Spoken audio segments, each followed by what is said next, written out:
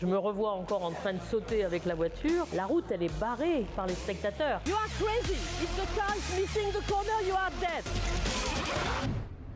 Hola a todos, on se retrouve pour une nouvelle vidéo. Cette fois-ci, je vais vous parler de Michèle Mouton, qui est une icône, un symbole même du sport automobile et particulièrement des femmes dans ce milieu. Elle est née le 23 juin 1951 et à cette époque-là, elle grandit déjà dans le milieu du sport automobile grâce à son père et des amis de son père qui sont dans le milieu du rallye. Très rapidement, elle va se mettre à rouler avec la 2 chevaux familiale à l'âge de 14 ans et son père va se rendre compte qu'elle prend énormément de plaisir à conduire la voiture, donc il va lui dire « Écoute, je t'ai inscrit sur un rallye avec un ami, tu seras copilote ». Et c'est comme ça qu'en 1973, elle se retrouve copilote pour la première fois de sa vie, elle se retrouve sur un rallye. Mais ce qu'elle veut, c'est continuer absolument le rallye. Elle en discute avec son père et son père lui dit « Si tu veux continuer le rallye, il va pas falloir être copilote, mais être pilote ».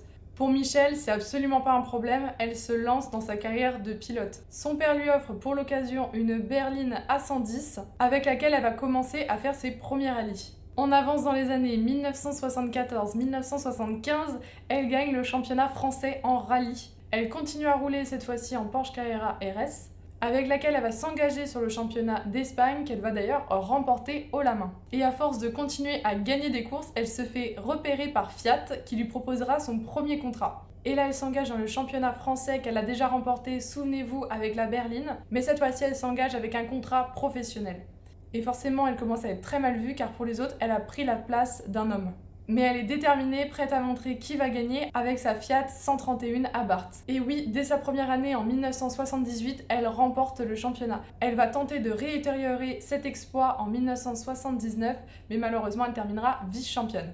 Mais ne vous en faites pas pour elle, c'est loin d'être terminé, ce n'est que le début de sa carrière et on rentre dans le moment le plus crucial de sa carrière, 1981, où elle a son contrat avec Audi. Et nous voilà en Italie pour le rallye de Sanremo. Son équipe Audi met énormément d'espoir en elle car elle est la dernière de son équipe à pouvoir rouler. Toutes ses coéquipiers sont hors jeu. Elle se retrouve à batailler avec Harry Valtanet. Harry déclara publiquement que s'il perdait face à une femme, il arrêtait le sport automobile. Franchement, il méritait bien de se faire remettre à sa place et Michèle n'y manquera pas. Il se retrouve sur la dernière spéciale de ce rallye. La tension est plus que palpable. Michèle est plus que déterminée. Elle démarre sur l'asphalte avec son Audi Quattro. Malheureusement, sa voiture n'est pas très à l'aise sur l'asphalte, mais plus la spéciale avance et elle se retrouve sur les graviers. Et alors là, c'est un vrai régal. Michèle est la plus rapide de cette spéciale. Elle vole, elle passe entre les spectateurs et elle finit première de cette course. Ça y est, elle a réussi son pari. Elle est rentrée dans l'histoire. Elle est la première femme au monde à gagner une course du championnat WRC. L'année suivante, 1982, elle s'engage encore une fois dans le championnat WRC, toujours au volant de son Audi Quattro, et cette année, elle se bataille avec Walter World.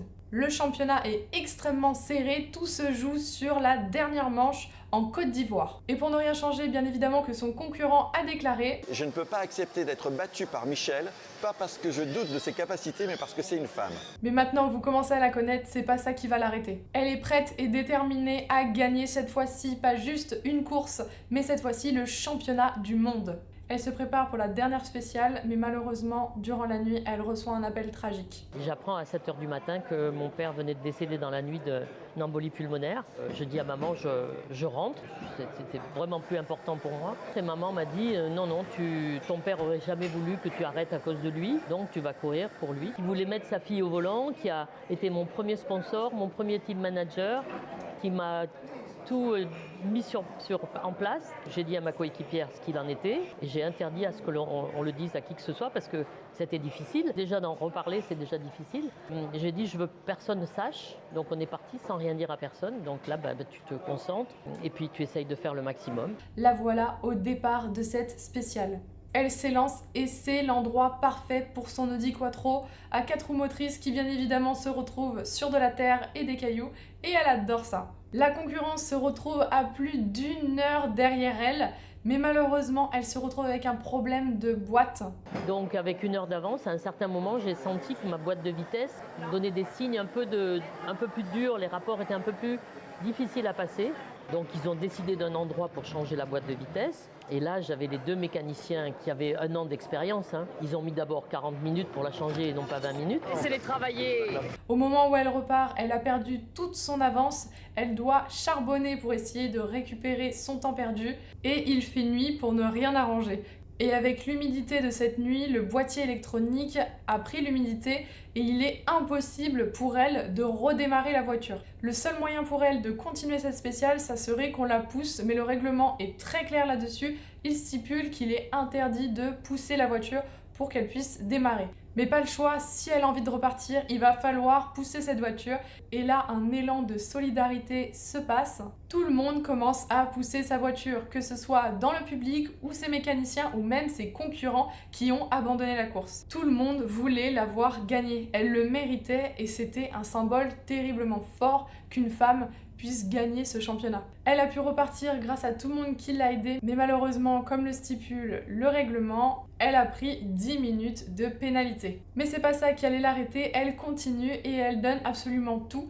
Malheureusement, le brouillard commence à vraiment devenir très épais durant la nuit. Elle ne voit plus rien du tout et sa coéquipière fait une erreur entre ses lignes. Elle saute une ligne, ce qui entraînera un accident à plusieurs tonneaux et elle devra abandonner cette spéciale. Elle terminera donc vice-championne du monde, mais donnera le titre constructeur à son équipe Audi. Après plusieurs années et du recul, son concurrent Walter déclara des années plus tard que finalement ce n'était rien d'être champion du monde, mais que ça aurait été vraiment très marquant qu'une femme puisse gagner ce championnat du monde et que ça aurait été un exemple pour la génération future. Et malgré tout ça, elle montra à la terre entière que les femmes ont leur place dans ce milieu. De 1983 à 1985, elle va réessayer de gagner le titre. Malheureusement, ça sera sans résultat. Mais si vous pensez encore une fois que c'est terminé, non, c'est loin d'être fini. Nous voilà en 1985 où elle s'est dit que le groupe B c'était pas assez dangereux, donc elle s'aventura dans le Spice Peak. Une course créée par les Américains pour le show et qui se passe en montagne. Le but est de monter la montagne le plus rapidement possible sur 20 km. Mais là, vous imaginez bien, aucune sécurité. Si tu tombes, c'est le vide.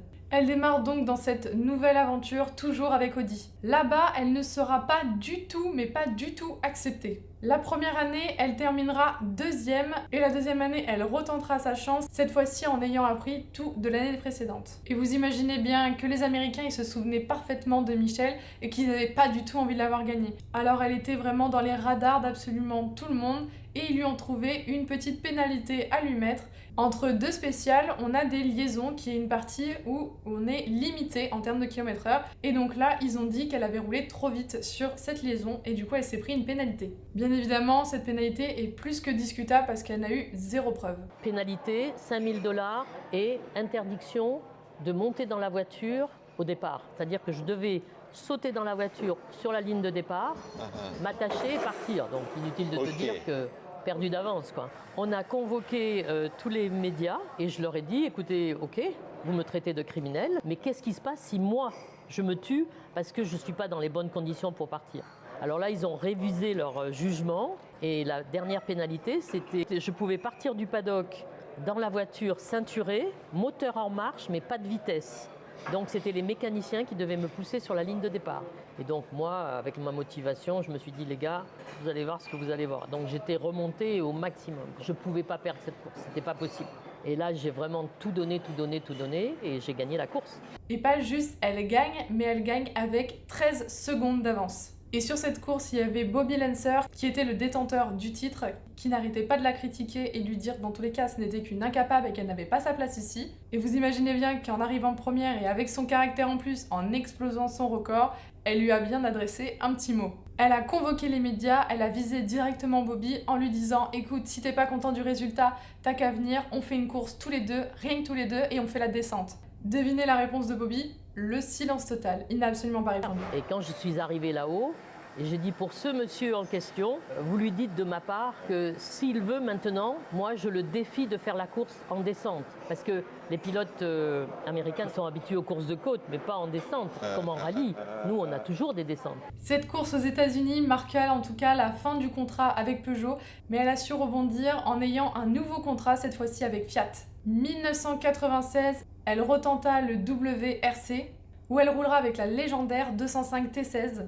mais cela fut d'une courte durée car malheureusement la FIA a mis fin au groupe B car il était beaucoup trop dangereux. Les voitures étaient de plus en plus puissantes mais il y avait de moins en moins de sécurité. Donc énormément de morts que ce soit au niveau des pilotes ou au niveau des spectateurs. Avec la fin du groupe B, elle décida de faire une pause dans sa carrière pour se consacrer plus à sa vie privée et 1 an plus tard, elle deviendra maman. Elle continuera de temps en temps à faire quelques rallyes mais juste pour le plaisir. 1988, elle crée la course le Race of Champions.